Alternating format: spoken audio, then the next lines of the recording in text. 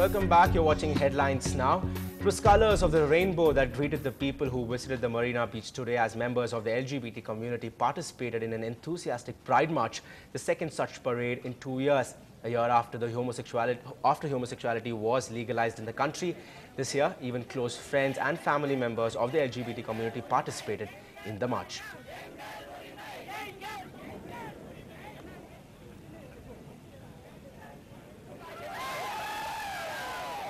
The second Chennai edition of the Chennai Rainbow Pride March is much bigger, better and more colourful. Over 300 members of the LGBT community have participated in this march. What's more important is that family, friends and their cousins have come out in large numbers to support them. The important fact is that these LGBT community members are celebrating the love that was decriminalized in the famous NAS Foundation verdict in 2009. The transgenders and hijras also demand that they should be included in the 2011 National Census responding to their gender choices. And our reporter Lokpriya there also spoke to some of the participants of that colourful match. The Pride March is a celebration of visibility of lesbian, gay, bi, trans people. And it's a bunch of folks from the community, friends and family supporting equal rights for all. It's definitely special because last year when we had the march in Chennai, we before the July 2nd decision. So we are really happy about the decision and we are hoping that the Supreme Court will also uphold the decision. I think it's been pretty positive and encouraging. We heard that there are some protesters, but we are yet to meet them. But so far it's been overwhelmingly positive.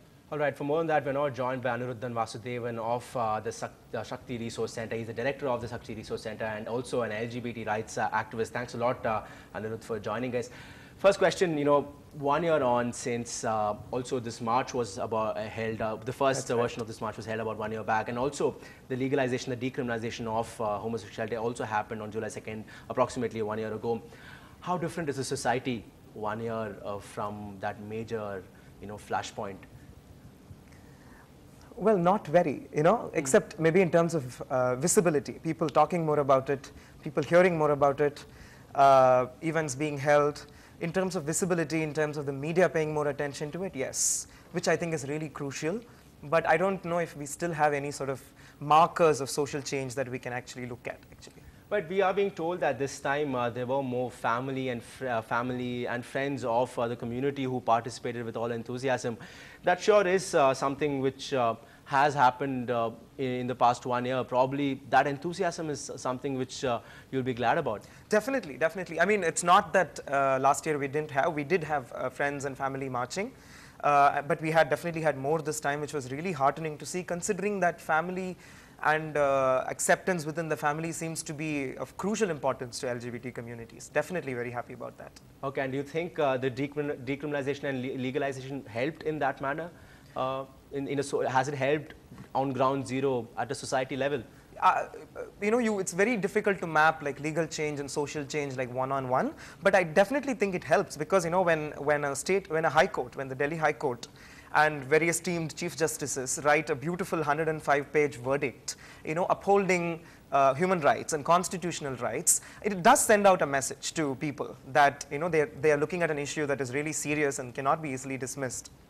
But clearly there are barriers even now. In fact, we've also heard that a few fringe groups were planning to create a hurdle for this march in some way or the other. Did anything of that sort happen actually today? I don't think, I wouldn't call it a hurdle. What we were told and what the media was told was that there was going to be a protest demonstration against the Pride March, and our attitude to that has been that anybody has the right to protest anything as long as it is done in a manner that is non-violent and that is respectful of the other person's position.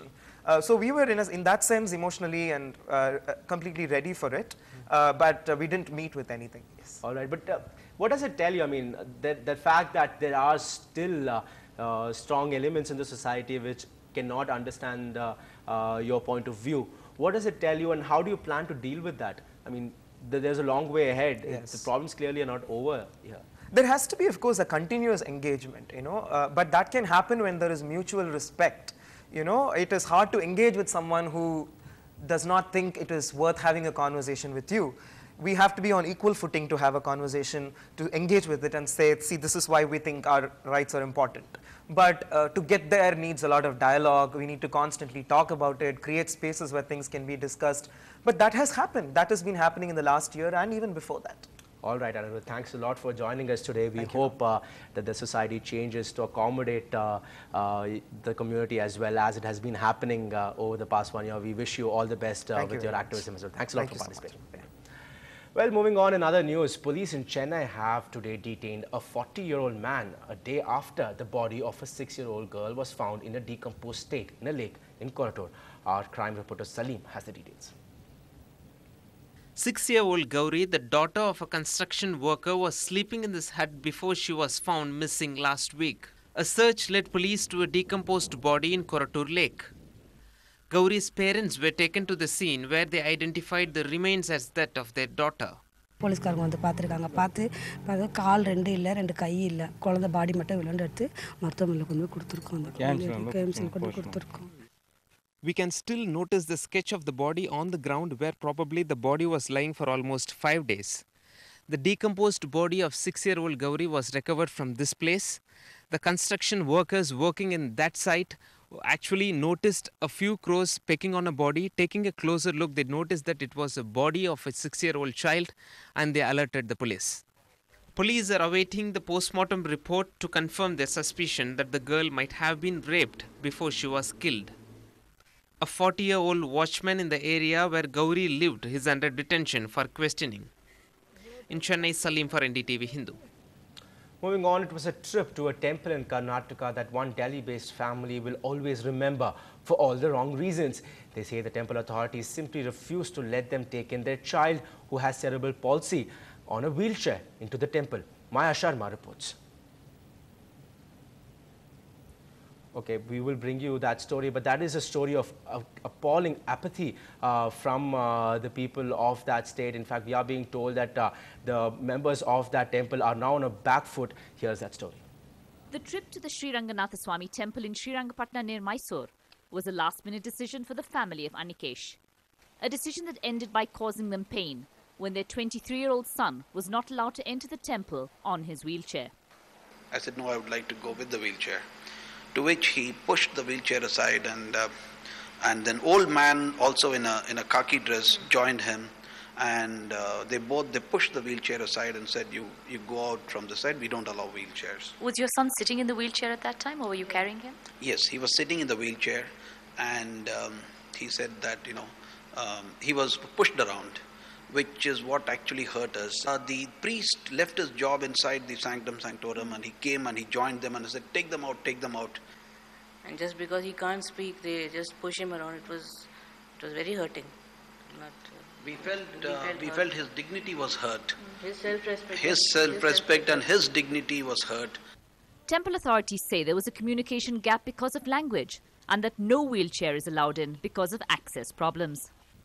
ಆಮೇಲೆ ಜೊತೆಗೆ ಅವರು ಹಿಂದಿನಲ್ಲಿ ಮಾತಾಡ್ತಾರೆ, ನಮ್ಮ ಅರ್ಚಕರು ಕನ್ನಡದಲ್ಲಿ ಅವರು communication gap ಆಗಿ ಅವರು ಹೇಳಿರೋ ಮಾಹಿತಿ ಏನಿದೆ ಅದು ತಪ್ಪಾಗಿ ಕೊಟ್ಟಿದ್ದಾರೆ. Anikesh's parents have decided to take the matter forward and will make a formal complaint to government authorities. Anikesh's family faces challenges enough. A situation in which they are treated rudely and their child's wheelchair is pushed around. That's not a situation that they should have to deal with. Maya Sharma for NDTV. A shocking apathy there from the people in that temple. Time to slip into a short break, but up on the other side, it's whistle-porter time. Not for CSK. Stay with us and we'll tell you more.